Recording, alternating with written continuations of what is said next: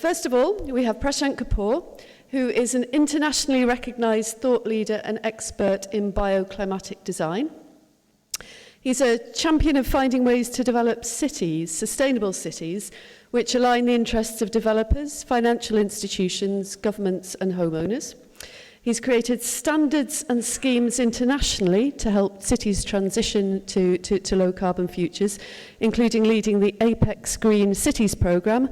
And under his leadership, the International Finance Corporation has created a green building portfolio that totals more than £6 billion. He is an architect by background and has been personally involved in the development of a number of green cities internationally. So over to you for your presentation and then maybe a question or two.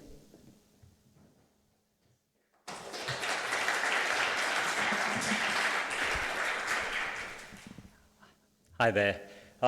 Just a quick thing. I have a habit of talking really fast, and I'm also going to be covering sort of subjects mostly, all the way from buildings to cities, and mostly with emerging markets and sort of stuff that are not that policy related. Because I think a lot of the work that we do tends to be in countries where policies aren't really that easy to kind of bring forward. Europe is really the champion here, but I think so we have to really try and make the business case and the market mechanism to make it work. So you'll see most of that sort of example. So I'll start with this. Hopefully it works. Yeah, so a lot of the world has buildings like this.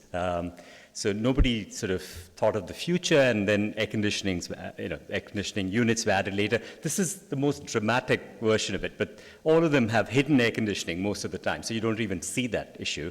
And it's sort of lack of common sense like this that has caused a lot of that carbon emissions we see in buildings. So 30, 40% depends on who you ask, right? But I think, it's quite tragic, and there's a lot of ignorance that you see here. But I think more than ignorance, I think it's preconceived ideas of what is green. This is in Barcelona, bus with green roofs that's carrying the dead weight around and probably not doing that much. So nobody did the numbers, essentially. I think most cases where we work, we see buildings like this, okay? This happened to be one of our clients. We invest in private sector, low-income housing and things like that. And this chap had, all the right things, but it wasn't obvious. It wasn't sort of green with things coming out of its ears, essentially. So it had, it has good shading. It has, it's in Bangalore. It has solar panels that you can't see, for hot water. It has two-pipe system that recycles the water and uses it for flushing. So very sensible stuff. And the question is, how do people like that get recognized? I mean, we do have the BREEAM and those kind of things, but in those markets, that's really not that practical for them, because it's not representing what they care about, which is cost saving and it's kind of interchangeable for them. And so about a decade or so ago, we created a tool called Edge, which basically, it's open now it started off with just developing countries. It's sort of expanded over the years. And it's a web tool that sort of, you can put in any building dimensions and information in there, and it quickly tells you what difference it makes. If you choose this versus that, if you have shading versus, solar hot water or lighting versus that. So we keep a track of all sorts of kind of latest technologies, so that we can keep updating the baseline. So you have the baseline here, and then this is your building. So a developer does not have to rely on architects to tell them what works, because every sort of consultant comes at it with their own biases, and this allows them to kind of start with, okay, what if I have less glass? And you can actually see the difference of that, rather than actually starting with a fully glazed building and that you make it better. So that sort of is what we were trying to change. The other thing that we were trying to change here was build in cost in there directly, because in the market, when I started off working where I do now, sort of there's preconceived idea that it's 30% more expensive to be green, mostly because of standards that currently exist and that have all these requirements that you have to deal with. And so getting them to understand that actually it could really be cheaper to have, if you can actually bring your load down, you would actually need a smaller chiller or a smaller air conditioning system. And actually glass is more expensive than a wall, essentially, especially a high quality glass. So kind of getting that across was an important dimension. And finally, having a standard that we could use allowed banks, and I'll show you some example, that we could actually start to kind of scale this up this way. And we also built just to come to this one here, we also came up with a very sort of sensible standard at that time, sort of 20-20-20, nothing to do with the cricket system, but that we just had to come up with something that we could use as a reference. And the basic idea is that we would have like a quasi-regulatory system that we can start to scale up. Right? And the idea was to at least have 20% of the market use this mechanism, essentially. And we worked with, because it has numbers and it has cost numbers as well, the financial sector started to kind of pay attention to this, because then they can, it only looks at energy, water, and embodied energy. And now we've shifted from embodied energy to embodied carbon. It took us a while because, it's difficult to get data from different countries where energy is one thing, but people could be using rubber tires to make something. So you really don't know what sort of the feedstock for the energy is, so in order to figure out the carbon. Anyway, have a look. And my main talk is not about this. I just want to give you a bit of context here. So, okay. And so with this model, we started to work with various countries, working with the government sometimes, working on the policies. We worked with about half a dozen countries. Mostly middle-income countries, as we call it, Colombia, India, that sort of Brazil, that sort of thing, and started to kind of introduce this thing to kind of help them understand it. We worked with universities, about 70 universities across, to use this tool so that they can quickly figure out what works. Yeah. And then you can see the certification program, we outsourced it. We had a few companies. We really wanted something scalable, a bit like EPCs. I know it's not the flavor of the week, but essentially we wanted something that could be commodified, that we can all use to make this work.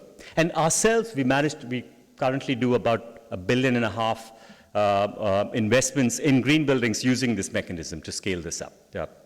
And what this has meant is, countries like Colombia, where we partnered with one bank, we did a green bond, and essentially that started to, we worked with them and their clients. They have about 40-odd clients, and we worked with 17 different cities, giving them training, and that really started to scale things up. And what I wanted to share here is the sort of non-regulatory mechanism of making a change happen at scale. Right, and of course it needed financing, but there was no subsidy involved. So this was pure access to finance rather than any subsidy there. And since then, we've done about 5 other banks, and it's now 27% of all new construction uses EDGE to change this. And today we are pushing the standard up. Now we all require 40%. So it's meant to be this sort of, as I mentioned earlier, sort of quasi-regulatory system. Not all countries have been as successful as Colombia. South Africa has done well, about 15%, Vietnam 22%, so it's been scaling up, but some are tougher nut to crack. But that's another discussion. But what I wanted to share was that this guy here is very happy now. He's able to share this information to other customers, to his customers, but also institutions like us that invest in them. So he has a piece of paper. Actually, what we also did was, it's not the building that gets certified, it's actually individual homes, because I remember years ago, I went to BedZ, wanting to buy a house there when it was first built. And they gave me a basement flat with halogen lights and anyway, so I was the unlucky one with the bad flat. It's not the building that matters, especially in an apartment, it's your unit, and how for green mortgage, that really makes a big difference. Okay, so the question really, and this is work in progress, so it's an open question really. Could we take this sort of approach to cities?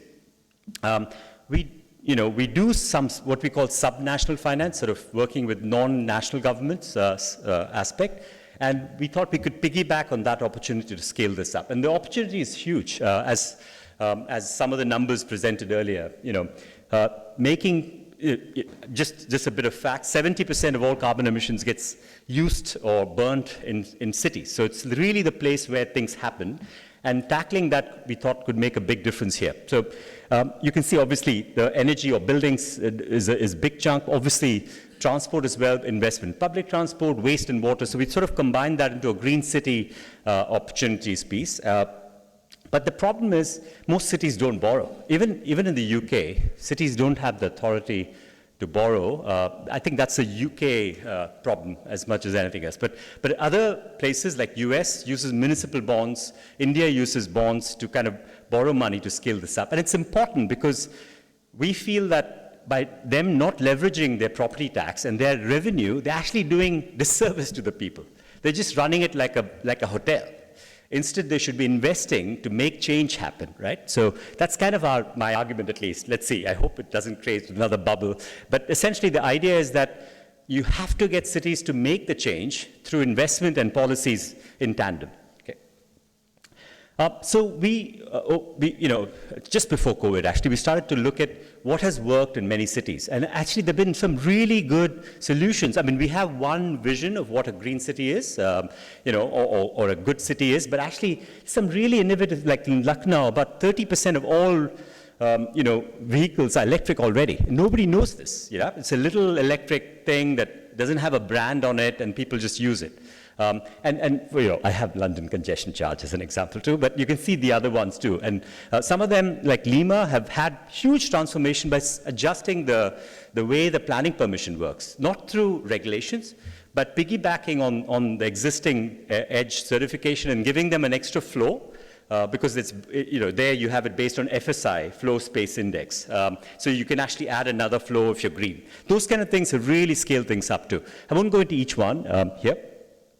So as I'm a tools person, as Sue knows, I'm a student first. I actually worked on the tool then as well. But the idea was to bring knowledge, and the idea was to collect all these good examples around into a piece of work that we can invest in, collect data. We use World Bank data. We teamed up with Google to collect machine learning using, to make it really easy for cities to figure out how much buildings they have. Most people don't even know how many buildings they have, how people travel, and the data on transport could be a decade old.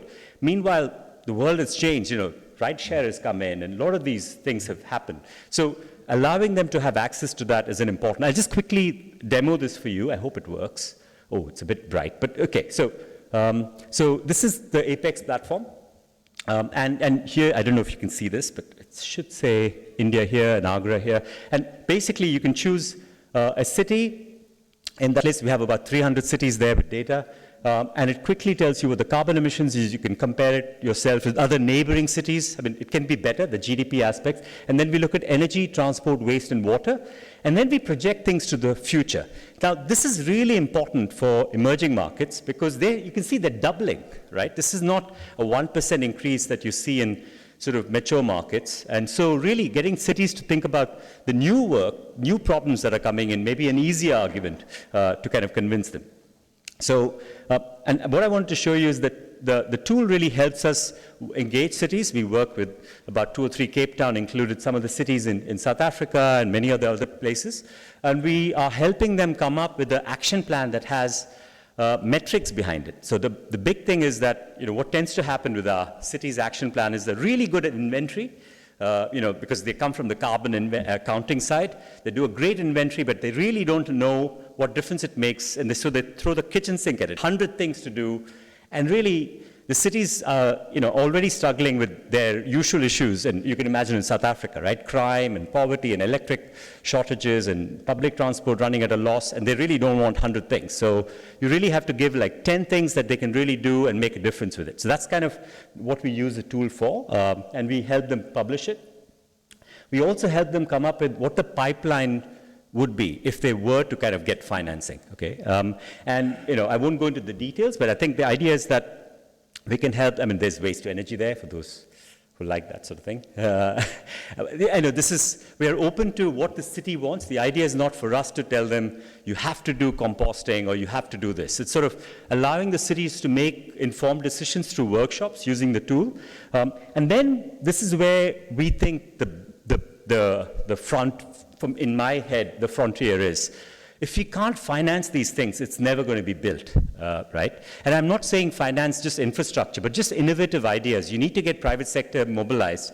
And I think that's another thing that cities sometimes are just sitting there kind of doing their electric buses and getting their municipal buildings sorted. But actually, that's really a small part of their responsibility, right? So getting them to have property-linked financing, getting them to have PPPs with ESCOs, getting them to have local banks energized that can lend money can make a huge difference here. And I think I wish it was a bit clearer, but I hope you get the idea. We try to help them understand flows, and then where we come in is we can actually help work with their banks. So we've been working with South African banks, about 3 or 4, coming up with a few cities lined up and a few banks that we can lend to, and then the banks can then on-lend to these cities and hopefully energize this site. I'm looking at you. We're still fine with time, right? Yeah. Okay. So there's some really innovative financing ideas that haven't been, for some reason, they haven't taken off in most markets. Like, this is really a cool thing from the US called PACE financing. I don't like the name, but I think the basic idea is that you could borrow against your building, and you pay back through an increase in your property tax. Okay? That allows municipality to collect a little bit more property tax, but the main aspect here is that you can have 20-year financing. Now, whatever people say, energy efficiency upgrade takes a long time. There's no way around it. I've done the numbers, it's like 10 years, 15 years, and there's no bank that is going to finance you, and no asset owner that's going to take that sort of chance, because they might sell the property. So if you can actually attach this through a property tax as a lien on the property, that's an easier thing to sell, and also on the balance sheet, it doesn't sit the same way as a loan would sit. So it's kind of off-balance sheet financing. So we're trying to introduce these ideas in other markets to kind of see if this sort of takes off, especially for existing buildings, which is really the toughest thing to kind of really change, essentially, which I'm sure you find it here too. And there's some really innovative ideas that are happening at a city level too on the building side. I won't go into that, including cap and rate. Some cities want to go down that path. And then those that have a bit of money are trying to incentivize upgrades through that mechanism as well. So, but the point is that when I heard the morning talk, I did the numbers, and it was like less than 1% difference with all that effort to do the building code in Scotland. Commendable, but we're talking about like already fairly good code, and then working for another 3 years on improving that by 50% or even 15%. It's not going to matter so much as your existing buildings, right? I mean, so whilst this seems like a very cool thing, and a lot of consultants that want to do this, and architects love this, and there's a whole industry behind doing this sort of new construction. Where is the conversation about? Maybe it's happening. Sorry, I'm trying to be provocative here, but I was just thinking, that's the bit we have to change. I saw so many buildings with single glazing everywhere across Edinburgh. When is this going to change? We have 10 years left. So that's, sorry, I'll try to stop and not say too much more. But, okay, so there's some really cool ideas that are coming from Europe too, called sustainable linked bonds, which I'm super excited about. Basically, what it allows you to do is, normally when people borrow at a municipal level, it's project-based. So you fund a sewage treatment plant or 500 buses, and then all your leverage gets used up. So $200 million, $500 million gets used up by the city. Instead, if you have a SLF, Sustainable Linked Loan, it's based on performance, not on the spend. So the gold plating doesn't happen, and we are as guilty of it as the next investor, because we'd like sort of easy things to finance and the flashier ones. Here, you can incentivize cities to take on the policy decisions they don't normally want to take, because it sort of eats into their political capital. So this sort of allows you to have that. And so we think we could actually use sort of a use of proceeds sort of model rather than kind of fixed projects model. We can have it forward-looking, which is really big difference actually, because most CFOs of cities just want to finance what they have as projects. And that's a very bottom-up process. I want 500 buses. I need a new sewage treatment plant. I need some homes there. This sort of allows them to kind of have a kind of an envelope to work with. And then you can get other investors to come in as well and finance this. And I think that could be the future in this space. So watch this space. I hope it really happens. One other thing, actually, and I'll sort of, this is my last important slide, is that a lot of times we talk about 50% carbon reduction by 2030, which is all fine for people that have 16 tons of carbon emissions, right? 50% is still a very big number. It's still 8, and UK's managed to come down from 10 to about, I think 8 or 6 or something, but it's still a large number. So, and to ask a Kigali that's running at 0.8 to do 50% is a joke. I cannot even start a conversation with that. So we need to have a different framework of having a fair share, although it sounds really I need to find a better word, please help. Because we need to have a conversation where we allow some of these sort of emerging markets, especially the low-income countries and cities, to be able to have a bit of headroom to grow, whilst others go 80%, I mean, or whatever it takes to get to that level. Because we did some numbers, and we think that if you took, future population growth versus how much we allowed, the 50% of the whole carbon emissions, then this is the sort of model you can build. So I think we should have a conversation with some of the existing methodologies, because I think this is not fair to some of the low-income countries around. So I'll stop with this. These are the kind of questions that we need to tackle. I think I talked about political will. It's not, if you think you have a problem here, it's even worse in emerging markets. At least you have some pressure across Europe to kind of do something here, but in other markets, it's much tougher. So you need to actually make this a business case, and you need to kind of do other things. I think people aren't really energized as well as people are here. The energy I saw here, you don't really always get everywhere. They are interested in the subject, but not enough, I don't think, for the kind of urgency I see in the world. I think private sector has to be the solution, especially in emerging markets where they really don't have the money to fund this, right? Actually, the private sector does fund buildings already. So they have that ability, and there's only 1%, I believe, of the trillions of dollars that are going into buildings and built environment that is actually green. There's a lot of headroom there that we can have. I think the big question is, when mayors come and go, or the leaders come and go, how do we still have them stay on the path? And my hope is that through mechanisms like the sustainable linked finance, I forgot to mention, you can actually increase the interest rate if they don't follow the basic trajectory. And so you can actually keep them, and actually in reverse, you can have a slightly lower interest rate to make that work. So that sort of keeps them on the right path, potentially. But I think we need more ideas than this, because I feel like this whole UN thing of having this discussion and then having some targets, it's not happening as fast as we need to see. Thank you very much.